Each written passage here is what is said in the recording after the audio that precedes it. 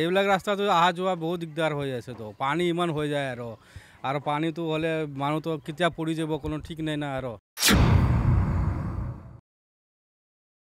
বানপানীটো ক'বই নোৱাৰি আৰু বানপানী ইয়ালৈকে ওপৰলৈকে বানপানী উঠে আৰু ই ৰিক্সা ইমান বাগৰিছে বাইক বাগৰিছে কিমান বাগৰি আছে সদায় তাৰমানে কোনো নাচায় তাৰমানে কোনো চকু কাণ দিয়ে।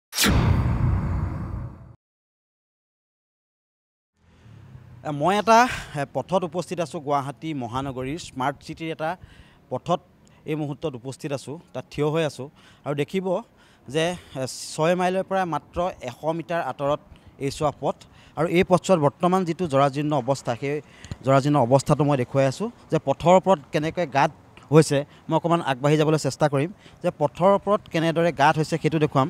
এফালে যদি ইখনৰ পিছত সিখনকৈ উৰণীয়া সেতু স্মাৰ্ট চিটিত আৰু তাৰপিছত দেখা গৈছে স্মাৰ্ট চিটিত ইখনৰ পিছত সিখনকৈ উৰণীয়া সেতুৰ পাছত পথৰ যি অৱস্থা যাব নোৱাৰা এক অৱস্থা গুৱাহাটী মহানগৰীৰ স্মাৰ্ট চিটিৰ বিভিন্ন অঞ্চলত এইদৰে পথসমূহ ভাগি পৰিছে আৰু মেৰামতি নাই। চৰকাৰে উন্নয়নৰ কথা কয়, মহানগৰ উন্নয়নৰ কথা কয় আৰু উন্নয়নৰ যিটো স্বৰূপ সেই স্বৰূপটো আমি আজি দাঙি ধৰিছোঁ, ডি নিউজৰ জৰিয়তে দেখুৱাবলৈ চেষ্টা কৰিছোঁ। এয়ে মহানগৰ আৰু এই মহানগৰী বৰ্তমান যি পথৰ দুৰৱস্থা, ৰাইজৰ বৰ্তমান কেনেদৰে জ্বালা যন্ত্ৰণা ভোগ কৰিবলগীয়া হৈছে তাৰ পৰিৱেশটো দেখুৱাইছোঁ।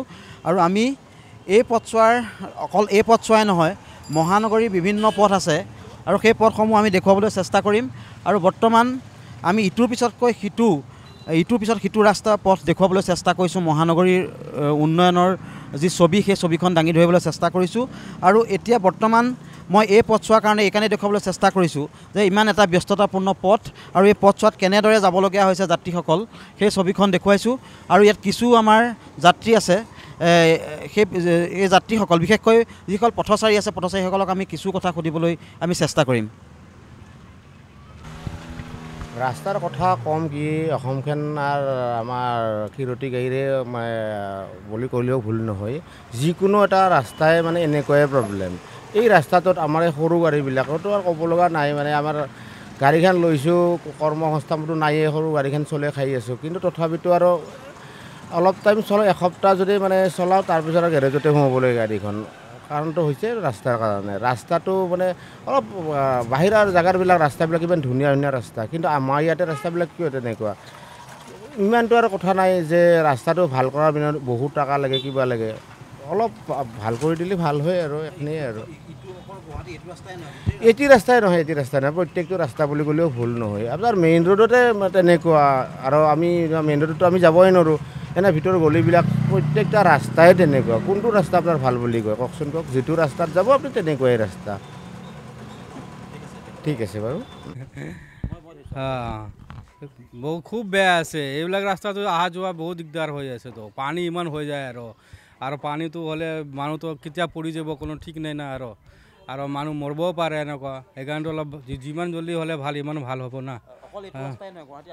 আৰু জেগা আছে নে, ৰুক্মিণী গাঁও আছে, এইখিনি আছে, ডাউন টাউন চাইডে আছে, বহুত জেগা আছে এনেকুৱা আছে যে মানে ৰাস্তা চব জেগা বেয়া আছে।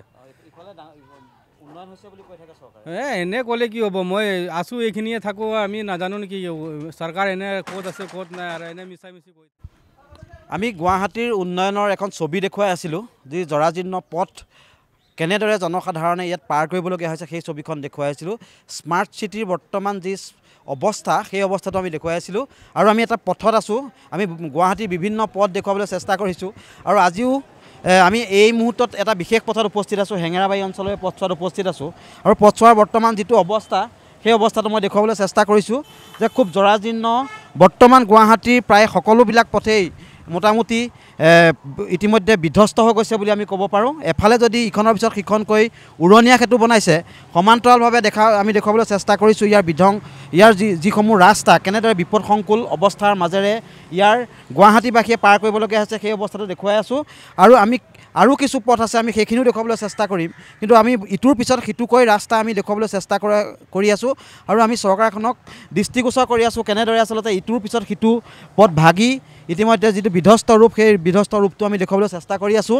আৰু এতিয়া আমি হেঙেৰাবাৰী অঞ্চলৰ যিটো পথ সেই পথছোৱা আমি দেখুৱালোঁ, মহানগৰীৰ বিভিন্ন পথ আমি দেখুৱাই আছোঁ আজিৰ দিনটোত আৰু আশা কৰিম অতি সোনকালে মহানগৰবাসীয়ে যেনেকৈ উৰণীয়া সেতুসমূহ বনাই আছে, মহানগৰক এক নতুন ৰূপ দিবলৈ চেষ্টা কৰি আছে, এই পথসমূহ সোনকালে মেৰামতি কৰি জনসাধাৰণৰ যি সুচল এটা অৱস্থালৈ ঘূৰাই আনিব বুলি আমি আশা কৰিছোঁ আৰু যিটো স্বৰূপ ফোপোলা স্বৰূপ আচলতে উন্নয়নৰ কথা যিহেতু কোৱা হয় কিন্তু উন্নয়নৰ ছবিখন কেনে সেই ছবিখন আমি দেখুৱাই দিলোঁ আমি আশা কৰিছোঁ যিমানসমূহ পথ মহানগৰত বৰ্তমান বিধ্বস্ত হৈ আছে সকলো পথ আচলতে স্মাৰ্ট চিটিখনত সোনকালে চৰকাৰে বনাব আৰু জনসাধাৰণক আচলতে যি বিপদসংকুল যি যাত্ৰা সেই যাত্ৰাৰ পৰা মুক্ত কৰি মহানগৰবাসীক এক সুন্দৰ পৰিৱেশৰ মাজত জীৱন যাপন কৰাৰ চেষ্টা কৰিব বুলি এই মুহূৰ্তত আমি আশা কৰিছোঁ আৰু মহানগৰৰ আৰু কিছু পথ আছে সেই পথসমূহো আমি পৰৱৰ্তী সময়ত দেখুৱাবলৈ চেষ্টা কৰি যাম।